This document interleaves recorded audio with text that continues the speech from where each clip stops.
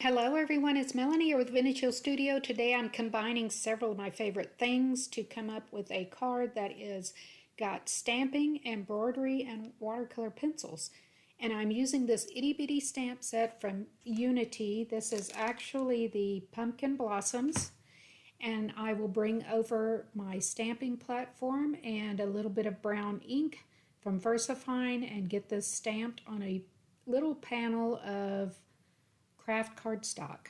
I thought this would look very, very good on the Kraft cardstock. I love this stamp. I love rubber stamps, I think. They do a really good job, especially with details like you can see in this itty bitty stamp. And I'm going to go ahead and get my sentiment put down while I'm at it here, and we will get moving along with this card today. All right, so fall is around the corner. I'm just trying to get ahead here on some of my card making. Look at this beautiful stamp set from Unity. Then I'm going to bring over some of my watercolor pencils. You know, I love using my pencils. I feel like I have a little more control with these, especially when trying to do some shading and highlighting. They are a lot more forgiving to me than using markers. So you can see I'm going to start laying down the color with my orange here, and I've got a very limited palette of pencils, so it is just a matter of shading and highlighting. And when you do this little process, you will come up with a dimensional pumpkin. Even though it's a flat image, you can make it look dimensional by doing your highlights and your shading. So as you can see, I'm doing my shading using the lines in the stamp from the pumpkin as my guide. I'm starting out with the center here, and then this is just a repeat for every section in that pumpkin. So I will speed this up as we go along, and you just get the gist of how to do this. I'm bringing over a little darker kind of rusty color here, and going again along those lines from my stamped image. That's a good guide on a pumpkin, just leaving the center as light as possible. That picks up the light and gives you a visual 3D effect of having a rounded pumpkin. So that is the goal here, to make the pumpkin not look so flat. Now I know you don't need to take this much time if you don't want to, but I really enjoyed making this card and combining these mediums, the embroidery with the stamped and colored image. It just makes a really nice card. And hey, you don't need those fancy dies that punch the holes for you. I'm going to show you how to do that yourself, no matter what stamp set you have. So you can combine your stamps and your embroidery skills using any stamp you have. Now, this is the first time I've tried this, and in hindsight, I probably should have chosen an image that had some bigger areas to work with. You can see the floral parts that I'm going to embroider are very, very tiny, but I still like the way this card came out.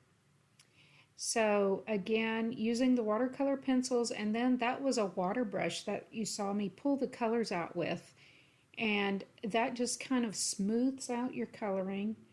And you can use your water brush just like you can a watercolor paintbrush, meaning that if you go back over the areas that you have pulled the color out with, you just go over it a few times and it will lift the color much like a watercolor brush would. And if you really need to lift some of that color out of your highlighted areas, don't be afraid to use your paper towel.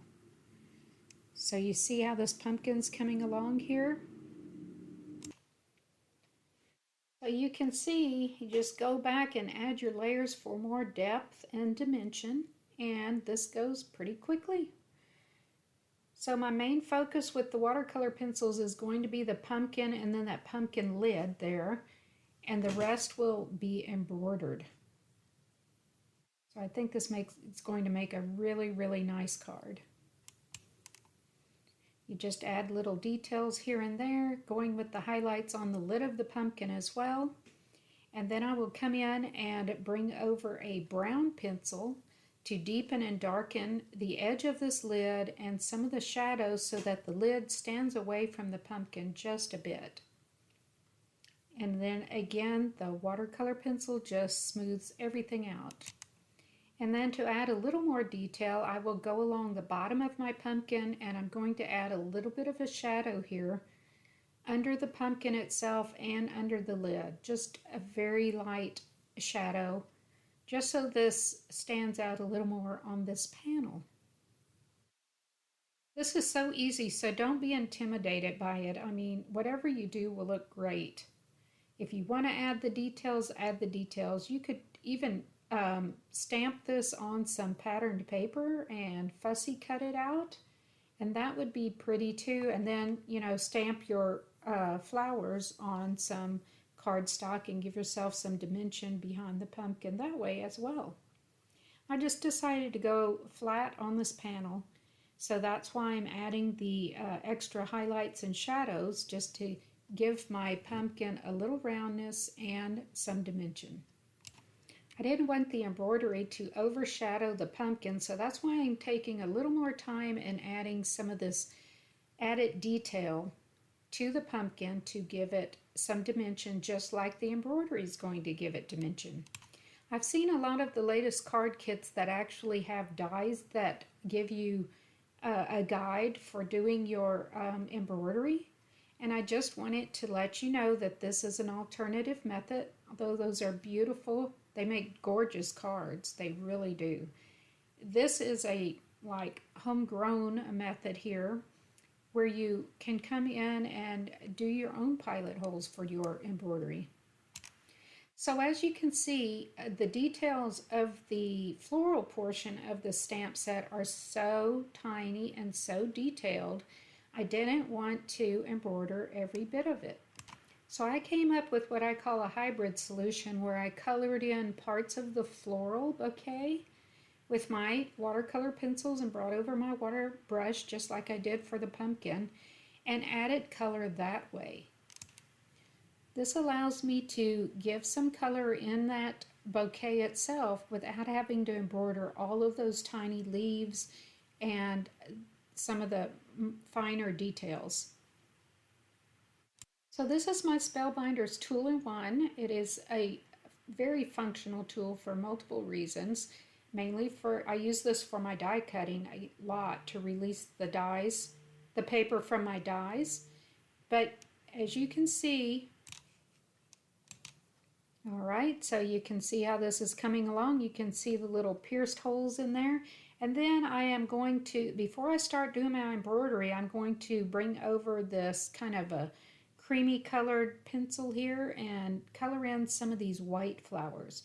Again, I didn't want to embroider every flower and every leaf on this composition, so I am doing the hybrid version here, as I spoke of, with the leaves and the flowers. Okay, now when you get to going on your embroidery, I am going to use 2 strands of this floss, and that's what I will use for every bit of the embroidery that I do in this card front. It's just 2 strands. And I'll get that put through my needle, which is about the same size as the holes that I pierced with my tool-in-one. So you don't want your holes, when you're using a piercing anything, whether you use another needle or a piercing tool or whatever, you don't want the hole to be too much larger than the needle that you're going to be using for your embroidery. So when I come up through here, I'm going to start on these little cream colored flowers, and I'm just going to do a really simple French knot. So a French knot is simply tying a knot at the very back, coming up through the hole, looping it around your needle 3 times and punching back through the same hole that you came up through. So that's all there is to a French knot. If you have any questions or need better tutorials, there are lots of embroidery tutorials on YouTube that are a little slower and will show you step by step how to do some of these stitches. But as you can see, this is going to be the center for all my little cream flowers. And the next step, we'll be doing French knots for all of the berries. And I chose to use kind of this rustic blue color for the berries, and the same thing. Now you don't have to stop and tie a knot every time you do a French knot. Since these berries are so close together, I just go from one to the other, doing quick little French knots. And because these clusters are so close together, if you wanted a little more variation, you could use 2 different colors of blue. which is what I'm going to do with the roses. These roses are clustered so closely together that I'm going to use two different colors, two different shades of the same kind of coral color here.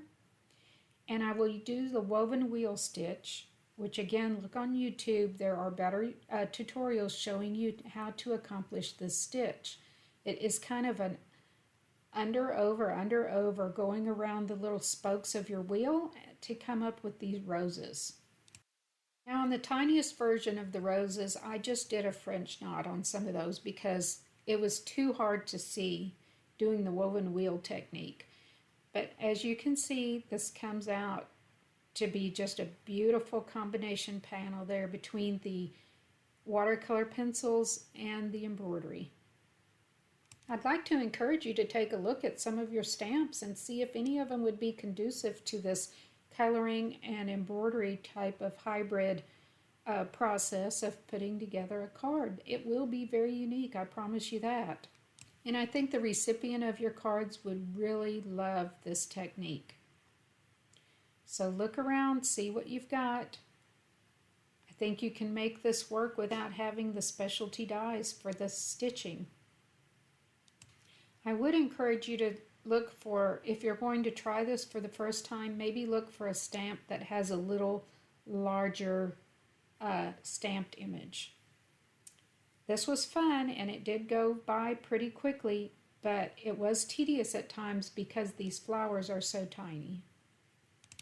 So what do you think? Do you like this technique? Do you think you would give it a try? I would love to hear from you. Leave me a comment, give me a thumbs up, like the video if you enjoyed it. To further secure the back of this, I am going to use a little bit of foam tape. So this does two things. This is going to even up that uneven background on my panel because of the knots and such on the back of the embroidered panel, and is also going to further secure my threads on the back of this panel. So it's doing a double duty by using the foam tape. Plus this pops up the panel for my card front just a bit. I hope you enjoyed this video and that you will give me a thumbs up and leave me some comments. I would love to hear from you, especially if you give this a try yourself. Thank you so much for stopping by today.